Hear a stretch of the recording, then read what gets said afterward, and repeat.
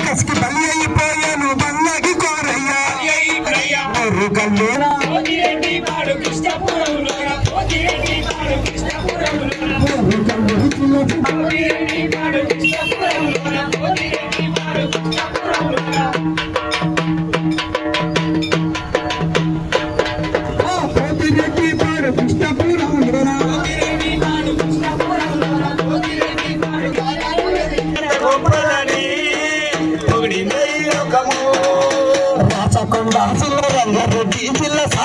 ఎర్ర జెండంత గొప్పదని పొగిడింది లోకము ఎర్ర జెండంత గొప్పదని సుందరయ్య కృష్ణమూర్తి భీమిరెడ్డి మల్లి స్వరాజ్యము పోషముడి జంగయ్య మల్లి స్వరాజ్యము పోషముడి జంగయ్య సుందరయ్య కృష్ణమూర్తి భీమిరెడ్డి మల్లి స్వరాజ్యము వేసవేలలో పంట చేలే రాగామై తీర అసలైన వారసత్వం సిసలైన వారసత్వం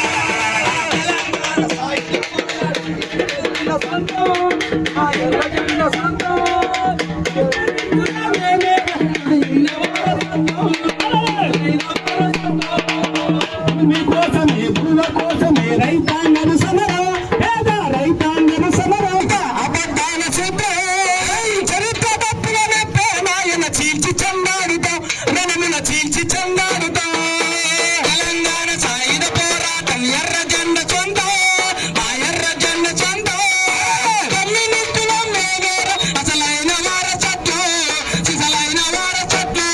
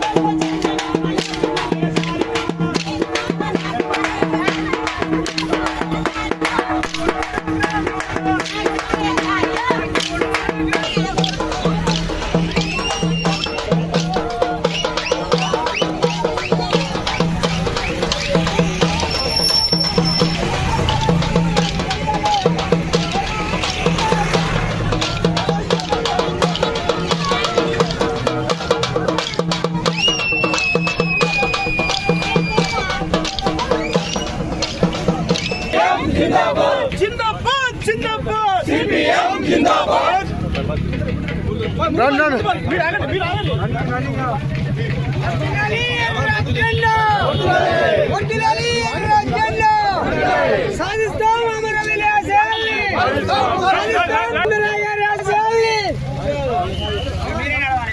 జోహార్ తెలంగాణ రైతాంగ సాయుధ పోరాట అమర వీరులకు జోహార్ తెలంగాణ రైతాంగ సాయుధ పోరాట అమర వీరులకు జోహార్ రైతాంగ సాయుధ పోరాట అమర వీరులకు ఈ ప్రజా పోరాటాలు వర్ధిల్లాలి రైతాంగ ఉద్యమాలు వర్ధిల్లాలి రైతాంగ ఉద్యమం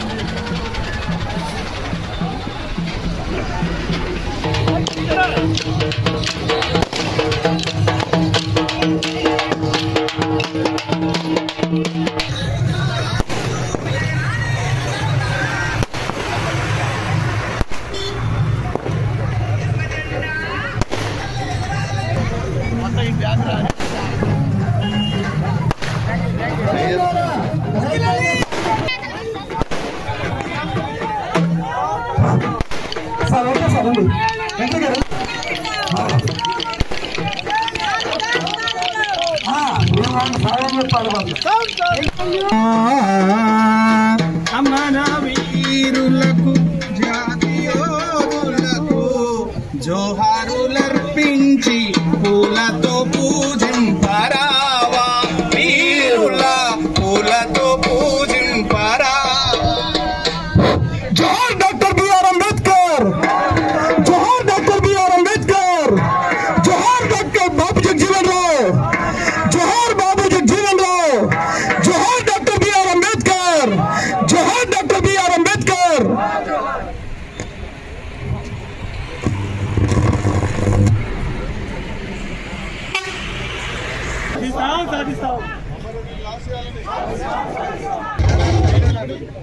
అన్న సైడ్ సైడ్ అండి గురువు గారు కొద్ది సైడ్ ఉన్నామా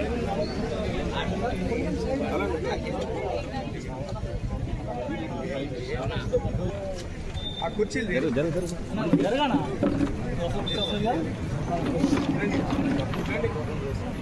జోహార్ తెలంగాణ రైతాంగ సాయుధ పోరాట అమర వీరులకు జోహార్ తెలంగాణ రైతాంగ సాయుధ పోరాట అమర వీరులకు వర్ధిల్లాలి రైతాంగ పోరాటాలు వర్ధిల్లాలి కార్మిక కష్టజీవుల రాజ్యం వర్ధిల్లాలి ఎర్ర జెండా వర్ధిల్లాలి ఎర్ర జెండా జిందాబాద్ జిందాబాద్ సిపిఎం జిందాబాద్ జిందాబాద్ జిందాబాద్ సిపిఎం జిందాబాద్.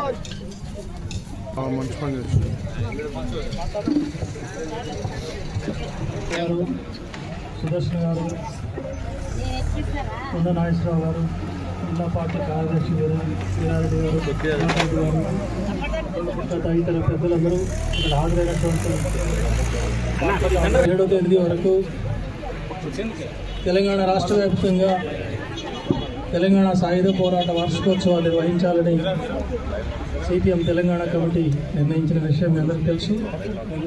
అందులో భాగంగా ఈరోజు రాష్ట్రంలో రాష్ట్ర వ్యాప్తంగా అన్ని జిల్లాల్లో, పట్టణాల్లో, గ్రామాల్లో కూడా తెలంగాణ వార్షికోత్సవాలు జరుగుతున్నాయి. వాస్తవంగా తెలంగాణ అంటే ఇటీవల పుట్టి పెరిగినటువంటి యువకులకు 2001 తర్వాత ప్రత్యేక తెలంగాణ రాష్ట్రం కోసం ఉద్యమించినటువంటి ప్రత్యేక తెలంగాణ రాష్ట్ర ఉద్యమం మాత్రమే తెలుసు. కానీ వాస్తవంగా చాలా సంవత్సరాల క్రితమే 76 ఏళ్ల కింద ఈ తెలంగాణలో సాగినటువంటి నిజాం తెలంగాణ సాయుధ రైతాంగ పోరాట ఈ కార్యక్రమాలని నిన్నటి నుంచి 10వ తారీఖు నుంచి 17వ తేదీ వరకు రాష్ట్ర వ్యాప్తంగా జరపాలని చెప్పేసి మన పార్టీ రాష్ట్ర కమిటీ పిలుపునియడం అనేది జరిగింది. దాంట్లో భాగంగానే నిన్న నుంచి జరుగుతూ ఉన్నాయి. ఈరోజు ప్రత్యేకంగా మన గూడూరు గ్రామానికి ఒక చరిత్ర ఉంది. ఆ పోరాటంలో నలుగురు నాయకులు, నారాయణ రెడ్డి గారు, చలపతి రెడ్డి గారు, లచ్చయ్య గారు, అదేవిధంగా మన లింగయ్య గారు, అమృతం గారు, ఈ 5గురు, భిక్షం గారు, ఈ 6గురు కూడా ప్రత్యక్షంగా ఆనాడు సాగినటువంటి వీర తెలంగాణ సాయుధ రైతాంగ పోరాటంలో పాల్గొన్నారు, దెబ్బలు తిన్నారు, జైలు జీవితం కూడా అనుభవించడం అనేది జరిగింది. తర్వాత కాలంలో మనం ఉద్యమంలో ఉంటూనే అనారోగ్యంతో చనిపోవడం అనేది జరిగింది. వారికి సంబంధించినటువంటి 2 భార్యలు కూడా ఉన్నారు. మిగతా వాళ్ళు చనిపోయినా 2 మిగిలే ఉన్నారు. వారిని తర్వాత మనం సన్మానించుకుందాం. ఇంతకుముందే తమ్మినేని గారు చెప్పారు, వీర తెలంగాణ సాయుధ రైతాంగ పోరాటం దీని యొక్క చరిత్ర గురించి మనం ఇవాళ తెలంగాణ ప్రజలకు, సమాజానికి ఎందుకు తెలియజేయాలి, అసలు ఆనాడు ఏం జరిగింది అనేటువంటి విషయాలు ఈనాటి తరానికి, సమాజానికి తెలియజేయకపోతే దయ్యాలు వేదాలు వల్లించినట్టుగా ఈ పోరాటానికి సంబంధం లేని వాళ్ళు, పోరాటాన్ని వ్యతిరేకించినటువంటి వాళ్ళు ఇవాళ ఏంటంటే హిందువుల మధ్య, ముస్లింల మధ్య జరిగినటువంటి పోరాటంగా చిత్రీకరించి వాళ్ళు రాజకీయ ప్రయోజనాలు పొందడానికి ప్రయత్నం చేస్తూ ఉన్నారు. 77 సంవత్సరాలకు ముందు తెలంగాణ గడ్డపైన ఉన్నటువంటి పరిస్థితులు ఏంటి, నీ బాంచం ద్వారా, నీ కాల్ముక్త ద్వారా అని చెప్పేసి విపరీతమైనటువంటి వ్యక్తి దోపిడీ, ఆనాడు దొరలు, భూస్వాములు, జాగీర్దారులు వాళ్ళందరూ నిజాం నిరంకుశ పరిపాలన, వాళ్ళ అండదండలతోటి ఇష్టం వచ్చినట్టుగా దౌర్జన్యం చేసేవాళ్ళు, దోపిడీ చేసేవాళ్ళు, వెట్టి చేయించుకునేటువంటి వాళ్ళు, వేల లక్షల ఎకరాల భూములన్నీ కూడా వాళ్ళ చేతుల్లో ఉండే బానిసలుగా బతికేటువంటి ఆ రోజుల్లో మరి ఎర్రజెండా నాయకత్వంలో, కమ్యూనిస్ట్ పార్టీ నాయకత్వంలో వీరోచితమైనటువంటి పోరాటం 5 సంవత్సరాలు సాగింది. ఆ పోరాటంలో 4500 మంది కమ్యూనిస్ట్ పార్టీ బిడ్డలు, కార్యకర్తలు, మట్టి మనసులు ఆనాడేందనంటే బలి కావటం అనేది జరిగింది. ఆ విషయాలన్నీ కూడా అనేక సందర్భాల్లో మనం మాట్లాడుకున్నాం. ఆ 4500 మంది ప్రాణత్యాగాల వలని 10 లక్షల ఎకరాల భూమి మరి దొరల దగ్గర, జమీందారు దగ్గర, జాగీర్దారుల దగ్గర ఉన్న భూములు బయటికి తీసి పేదవాళ్ళకు పంచిపెట్టడం అనేది జరిగింది. ఆ పోరాటం ఫలితమే వెట్టి చాకిరీ రద్దయింది. సంఘాలు పెట్టుకునేటువంటి స్వేచ్ఛ కానీ, తర్వాత కూలీ రేట్లు పెరగాలనే నినాదం కానీ, దున్నేవానికే భూమి కావాలనేటువంటి నినాదం కానీ, కష్టజీవులందరూ కూడా సంఘాలు పెట్టుకొని తమ యొక్క హక్కుల కొరకు పోరాడేటువంటి పరిస్థితి కానీ ఆ పోరాటం ఫలితమే వచ్చింది తప్ప మరొకటి కాదని చెప్పేసి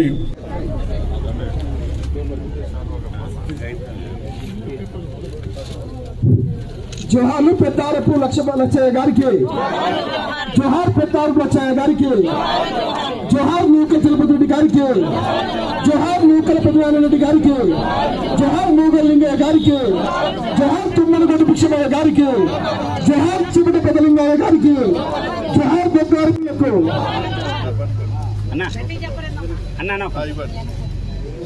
సాధిస్తాం అమరవీరుల ఆశయాలని.